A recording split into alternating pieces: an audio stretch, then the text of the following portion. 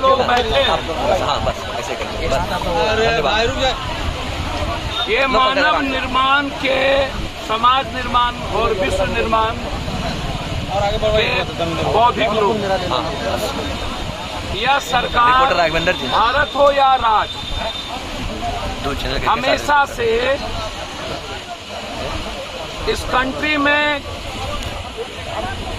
ऐसी हाथ प्रत्येक संस्थाओं को समाप्त करना चाहती है जो संस्था भारत की अर्थव्यवस्था, भारत की बौद्धिक व्यवस्था, भारत की सांस्कृतिक व्यवस्था, भारत की लोकतांत्रिक मूल्य और संवैधानिक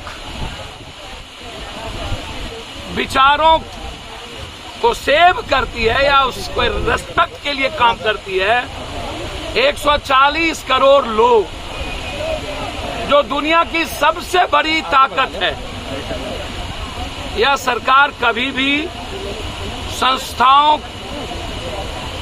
को बढ़ाने के अलावे उसको कमजोर करती रही है।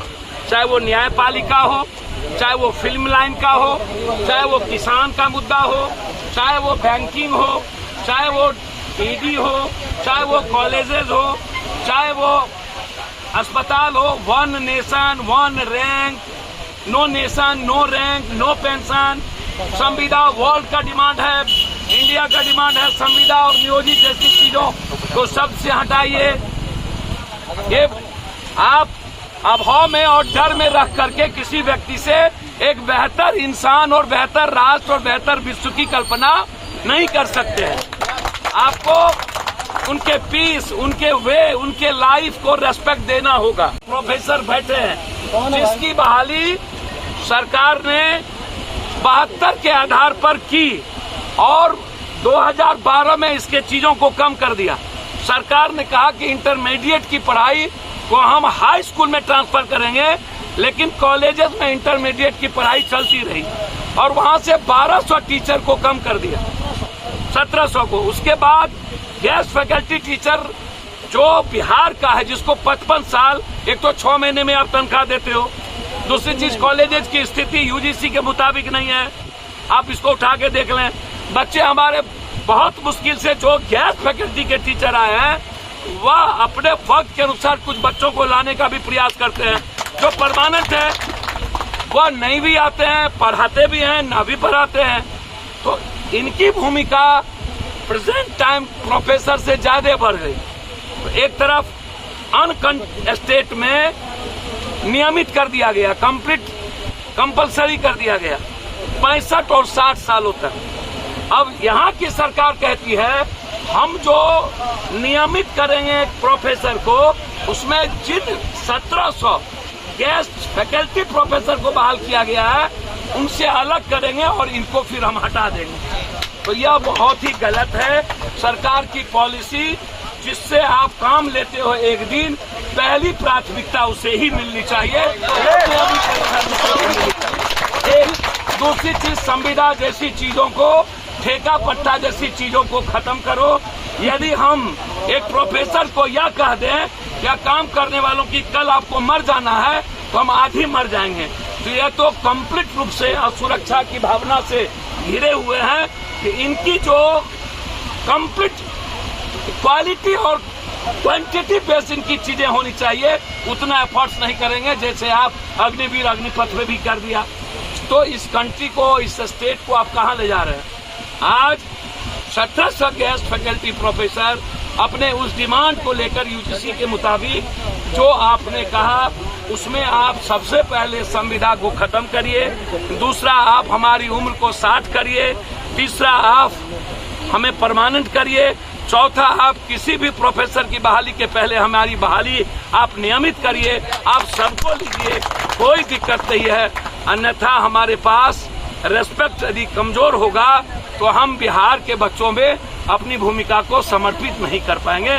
इसीलिए आज मैं एज ए भाई, एज ए पार्टी नहीं, एज ए बिहारी, इनके रेस्पेक्ट के और बातों को जब तक मुख्यमंत्री और शिक्षा मंत्री प्रोफेसर और टीचर के मामले में, जैसे बीटी है, बगल में एसटीटी है, वो लगातार प्रतियोगिता पर एग्जामिनेशन की बात कर रहा है, वो नहीं चाहता है कि आप नंबरिंग पर आप एग्जामिनेशन लीजिए, पैसा लाइए और फिर नौकरी लीजिए, या फिर कोचिंग माफिया तय करे, या हमें तय कर ले जा करके कॉपी पर पैसा लेकर के नंबर देने वाला।